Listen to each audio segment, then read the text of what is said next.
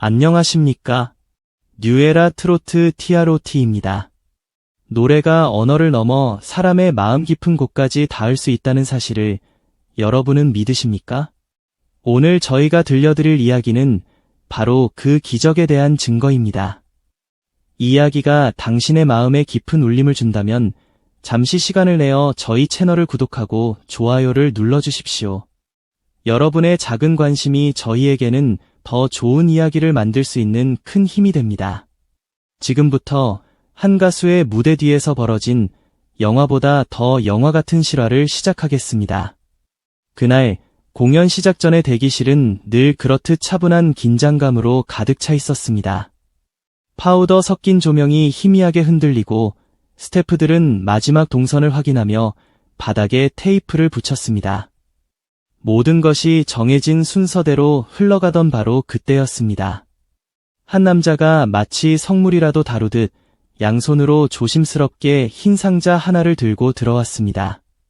그 순간 대기실의 모든 공기는 주인을 잃고 그 상자 위로 모여들었습니다.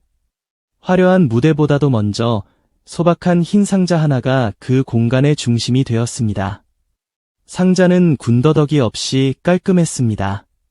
눈처럼 맑은 흰색 리본이 매여 있었고 작은 카드에는 마치 오랜 시간 눌러 쓴 듯 정성스러운 손글씨로 단내 글자만 적혀 있었습니다. 고향을 들었습니다. 가수 김용빈. 그는 그네 글자를 읽는 순간 세상의 모든 소음이 멎고 오직 자신의 마음속에서만 울리는 작은 종소리를 들었다고 훗날 회상했습니다. 마치 먼 길을 떠났던 누군가가 드디어 집에 돌아왔다고 문을 두드리는 소리처럼 말입니다. 그는 상자를 탁자 위에 조심스럽게 올려놓고 가쁘게 차오르는 숨을 한번 골랐습니다. 그리고 천천히, 아주 천천히 리본에 손을 가져갔습니다.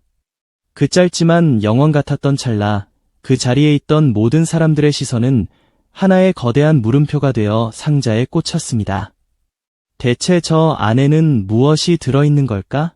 그리고 뚜껑이 열리는 순간 그는 비명 대신 터져나오는 울음을 삼키며 두 손으로 얼굴을 가렸습니다. 다리에 힘이 풀려 그대로 주저앉을 뻔한 것을 간신히 버텼습니다.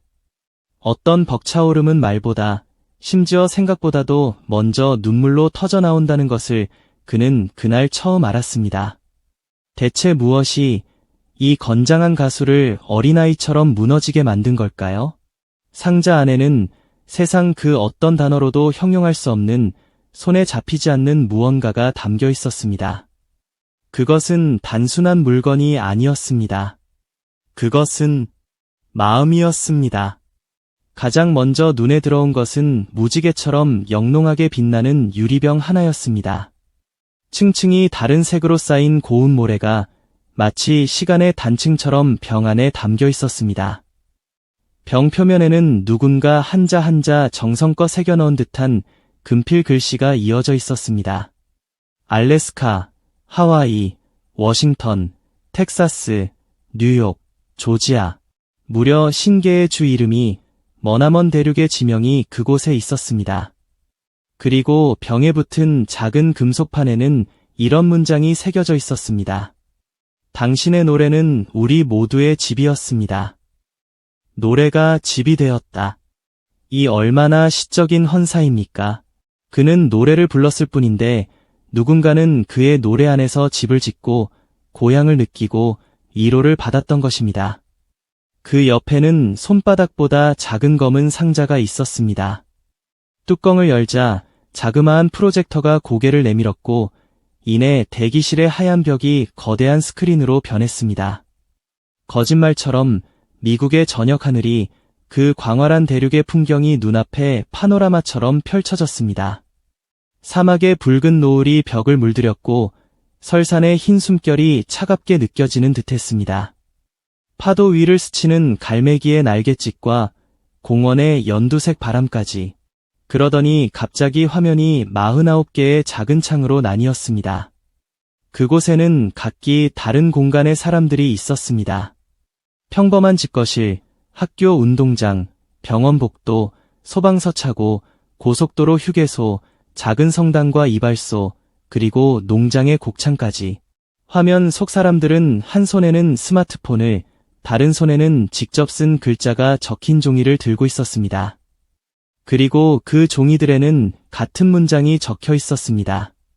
당신의 노래가 우리를 집으로 데려왔어요. 그 모든 영상의 배경으로 아주 낮고 따뜻한 목소리, 바로 김용빈 자신의 목소리로 부른 고향의 첫 소절이 흘러나왔습니다. 대기실 스피커에서 그 익숙한 멜로디가 울려 퍼지는 순간 김용빈의 어깨는 더 이상 참을 수 없다는 듯 크게 떨렸습니다.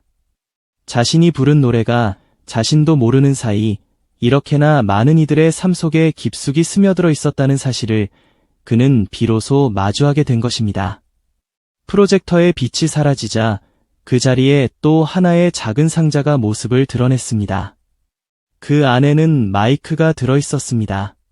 그러나 그것은 평범한 마이크가 아니었습니다.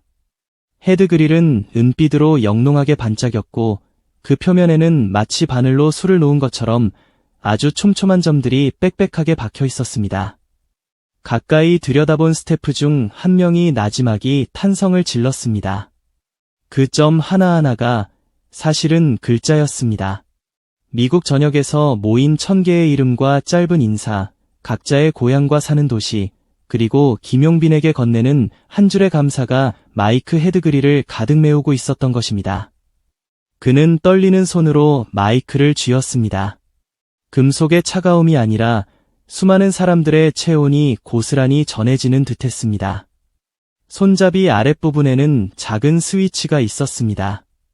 스태프가 조심스럽게 스위치를 올리자 마이크는 스스로 말을 시작했습니다. 웅장한 음악도 현란한 효과도 없었습니다. 그 대신 고맙습니다라는 한마디가 다양한 억양과 속도로 이어졌습니다. 아이의 맑은 목소리와 노인의 느린 발음, 바쁜 숨 사이로 간신히 건네는 응급실 근무자의 인사, 퇴근길 차 안에서 나직이 뱉어낸 소박한 감사, 그리고 먼 곳에서 날아온 듯 미세한 무전음이 섞인 목소리까지. 수백 개의 고맙습니다가 겹쳐 하나의 거대한 코러스를 만들었고 그 합창은 어느새 무대를 넘어선 간절한 기도가 되어 대기실을 가득 채웠습니다. 그 순간 그는 결국 울었습니다. 아무것도 말하지 못했습니다. 그저 흐느낄 뿐이었습니다. 음악이 멈추고 손에 든 마이크만이 조용히 빛나고 있었습니다. 그렇다면 이토록 엄청난 선물을 보낸 상자의 주인은 대체 누구였을까요? 그 정체는 뜻밖에도 금방 밝혀졌습니다. 뉴멕시코주 앨버커키에 사는 32세의 응급구조사 로라 미첼. 그녀는 팬클럽 사이트도 한국어 닉네임도 없는 그저 평범한 미국인 팬이었습니다. 어쩌면 팬이라는 호칭조차 그녀에게는 과분한 것인지도 몰랐습니다. 어느 날 야간 근무 중 동료의 차에서 우연히 흘러나온 낯선 언어의 노래. 해석도 자막도 없었지만 그 노래의 의미는 번개처럼 그녀의 마음에 날아와 박혔습니다. 누군가의 지친 어깨를 말없이 다독이는 듯한 음색, 죄책감마저 보듬어주는 따뜻한 떨림, 괜찮다고 돌아갈 곳이 있다고 말해주는 저음의 확신. 그녀는 그날 이후 지옥 같은 야간 근무가 끝나면 늘 그 노래를 틀었습니다. 서서히 잠들어가는 도시 위로 선을 긋듯 고향의 멜로디가 어둠을 가르며 흘렀습니다. 그녀는 그 밤들마다 마음속에 빚이 하나씩 쌓여가는 것을 느꼈다고 했습니다. 언어를 몰라도, 노래의 사연을 몰라도 이 노래는 분명히 자신을 살리고 있었습니다. 그리고 어느 끔찍했던 야간 근무날 앰뷸런스 뒷 칸에서 생사의 경계를 헤매는 환자의 떨리는 손을 붙잡고 그녀는 귀에 대고 속삭였습니다. 괜찮다고, 오늘만 넘기자고. 그 절망의 끝에서 자기 자신을 붙들어 주었던 노래의 주인, 그 이름을 그녀는 기억해버렸습니다. 김용빈. 로라는 생각보다 천천히, 그러나 결코 멈추지 않고 끝까지 움직이는 사람이었습니다. 인터넷을 뒤져가며 서툰 한국어 발음을 익혔고 그의 모든 무대와 인터뷰를 찾아보며 노래의 뜻을 짐작했습니다. 표정과 제스처, 말끝의 미세한 주저함, 팬을 바라볼 때 순간적으로 휘어지는 눈꼬리, 무대 뒤에서 남몰래 내쉬는 깊은 숨.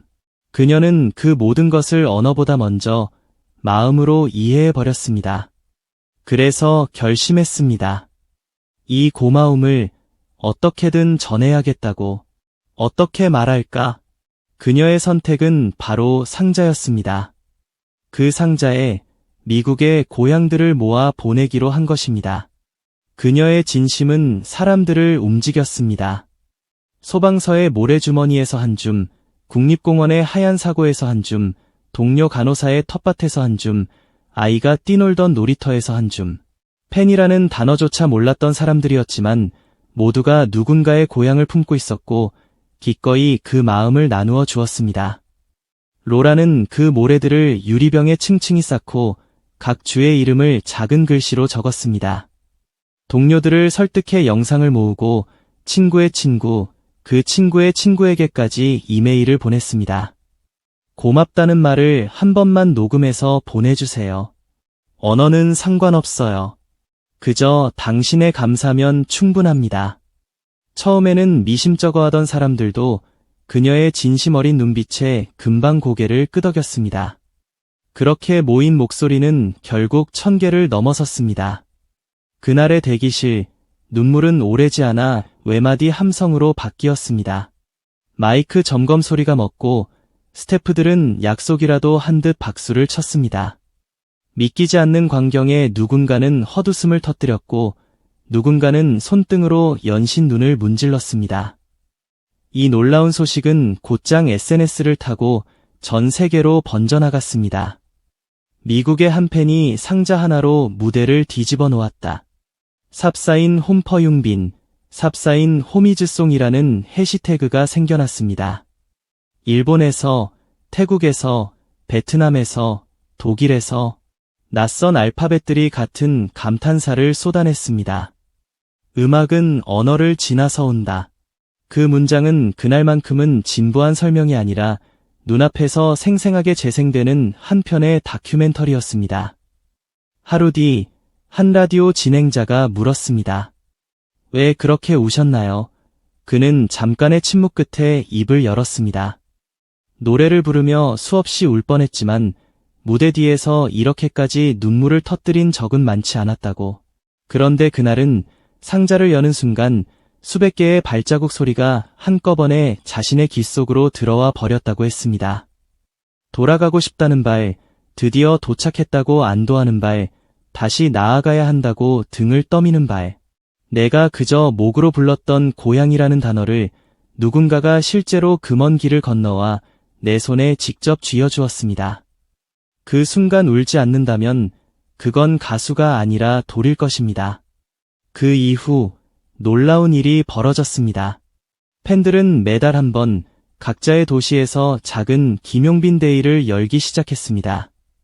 성당의 지하실에서, 동네 도서관 강의실에서, 주유소 뒤편 창고에서 사람들은 각자의 모래를 조금씩 나눠 작은 병에 담고 그 옆에 카드를 놓았습니다.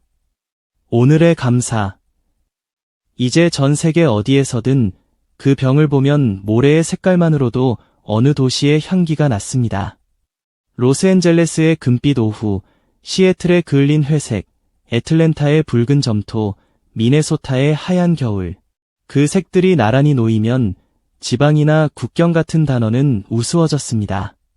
고향은 지명이 아니라 누군가를 떠올리는 표정이라는 사실을 우리 모두는 배우는 중이었습니다. 노래 한 곡이 만들어낸 위대한 여정. 오늘 뉴에라 트로트가 준비한 이야기는 여기까지입니다. 당신의 마음속 고향은 어디입니까? 그리고 그 고향을 떠올리게 하는 노래는 무엇입니까? 시청해주셔서 감사합니다.